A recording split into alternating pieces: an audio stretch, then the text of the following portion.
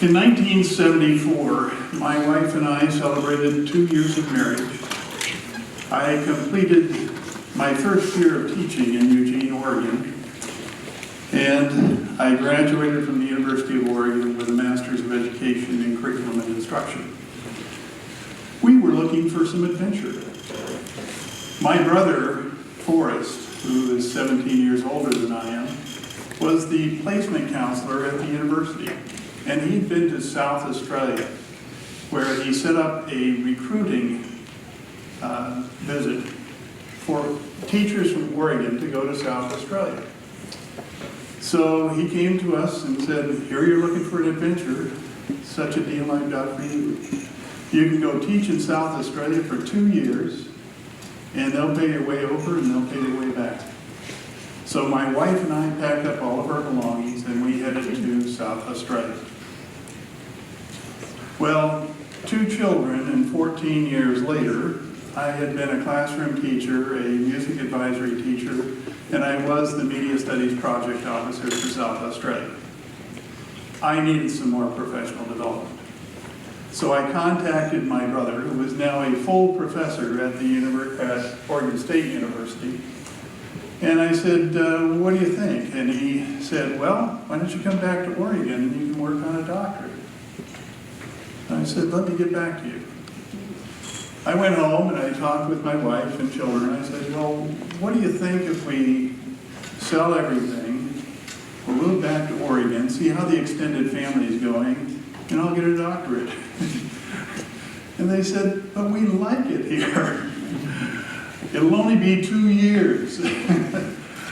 So, convincing as I was, we packed everything up and we moved back to Oregon.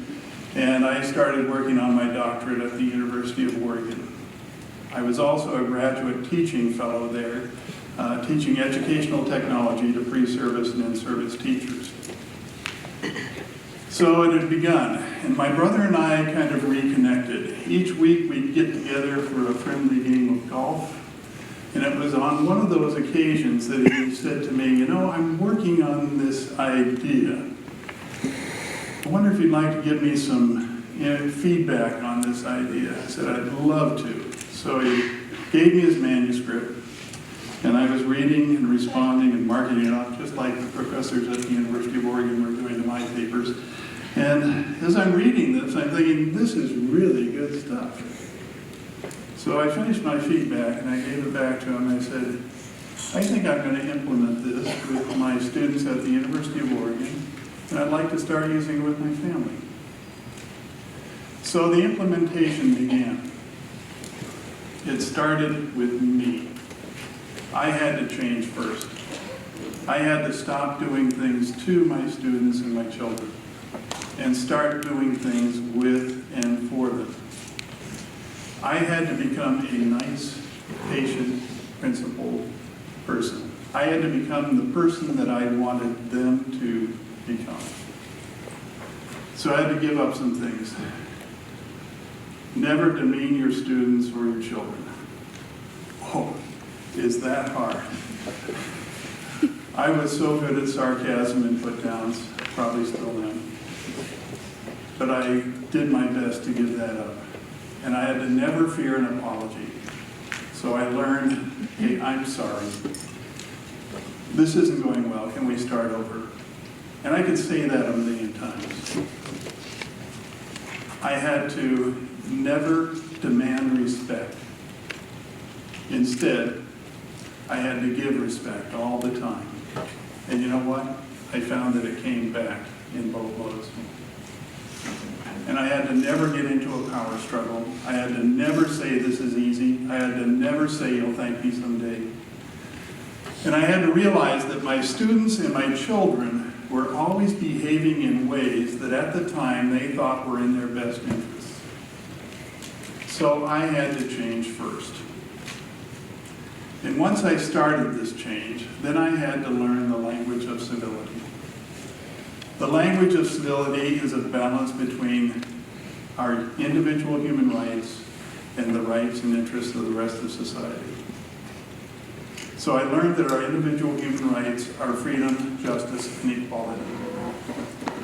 And they must be balanced with the rights and interests of the rest of society, who need to be free of threats to health and safety, free of threats to property loss and damage. And when the majority has a legitimate purpose, they can deny, they can limit, or they can help us to modify the expression of our human rights. I also learned that there should never ever be a serious disruption of this process. This is the language of civility, a balance of your human rights with the rights and interests of the rest of society. Well, now that I've learned this, I had to teach it to my students and to my children. So I began. Good afternoon.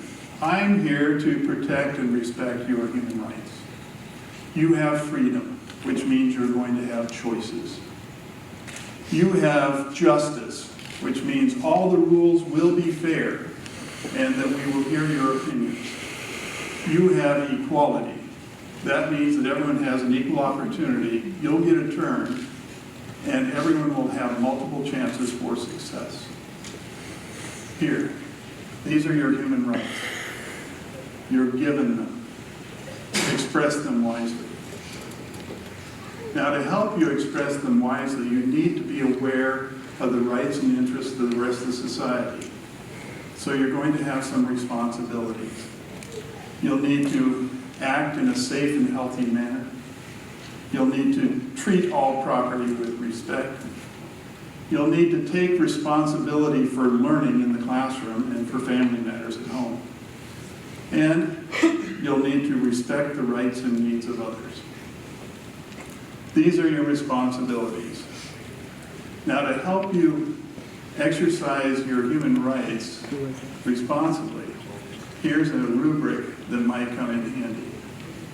Reasonable time, place, and manner. If you're expressing your human rights in a reasonable time, place, and manner, you're probably acting responsibly, and you're going to win on that. However, on the other hand, if you're expressing your human rights in an unreasonable time, place, and manner, you're going to need to limit, deny, or modify the expression of your human rights. Here's another way of thinking about it. Use society's interests as wise reminders. Ask yourself, am I acting in a healthy and safe manner? Am I treating all property with respect? Am I taking responsibility for learning in family matters? Am I respecting the rights and needs of others? Now, if the answer to these 4 questions comes back yes, yes, yes, yes, again, you're probably acting very responsibly. However, if the answer to any of one of these 4 questions comes back no, you'll need to modify, deny, or limit the expression of your human rights. Now, once I had taught this to my students and my children, then we could set up a social agreement. That's right, we could establish a self-governing classroom and a self-governing family. And just to show you that we did walk the talk, here's the family social agreement that the Gathercoal family developed in the early 1990s. The first bullet there, respect yourself and act in sympathy with the needs of the family, was the serious disruption. We thought if we did that, we wouldn't have any serious disruptions. So we talked about what's that going to mean in our family. We thought, well, we'll wake up and we'll like ourselves, and then we'll think before we act about other people, and we'll be prepared to compromise. And then we talked about health and safety. And with health and safety, we thought, well, we'll stay out of unsafe situations. And then we'll speak in a civil way so as not to cause others distress. Because you see, part of health and safety is emotional health. For property loss and damage, we talked about keeping the house and the cars clean and asking before you take. And then for being a responsible family member, legitimate family purpose, we decided that we would contribute in a positive fashion to family meetings. we would let others know what we were doing, and we would follow through on family events. And then down below we wrote, I agree to these principles, and we all signed. Paul, Justin, Aaron, Quinn.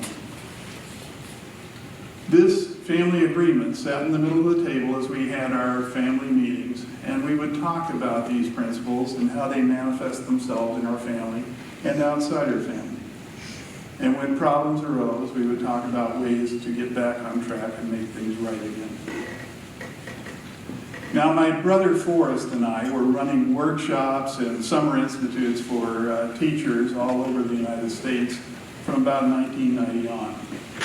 One of the teachers that we had at our summer institute went away and started her school this way.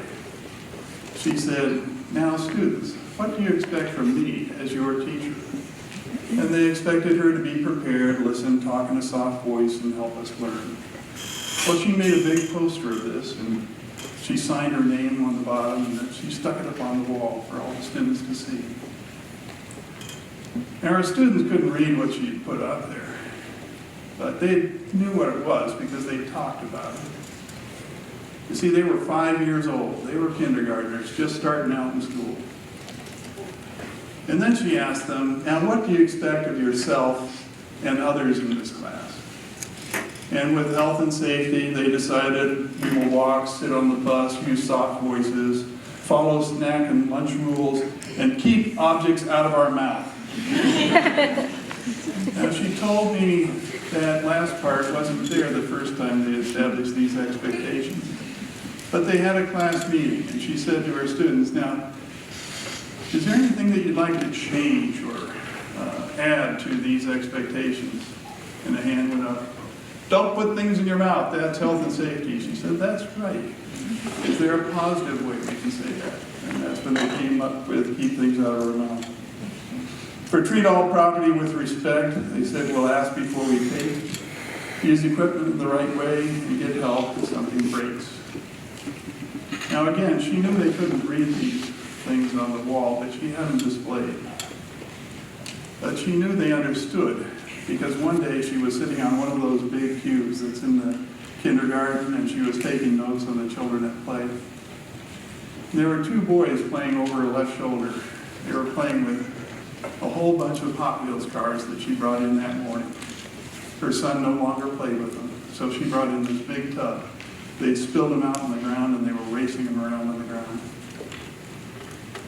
And one boy said to the other, this is my car. I brought it from home. It looks just like one that's here, but this one's mine. She said to the other boy, are you sure we don't have a property issue here? No, this one's mine. I brought it from home. And she said they played a little while longer. And then the other boy said, I'll tell you what, let's line all the cars up and then you can put it next to the one that looks like it. Well, the boy admitted, okay, this one belongs here, it's not mine, I didn't bring it from home. But you see, these principles can be used not only as wise reminders for how we are going to express our human rights, but in this case and in many others, you see it as a wise reminder of how students can remind other students how they should be expressing their human rights. And it's all done through dialogue. For respect the rights and needs of others, they said, we'll share and include others in work and play. And for take responsibility for learning, we will listen, ask for help, and help others. And then they all put a handprint on it or a thumbprint that meant that they agreed to these principles, these expectations.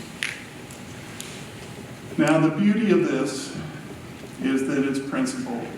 It operates at the social contract theory level of moral development. That's stage 5. It's a balance of individual human rights with the rights and needs of the rest of society.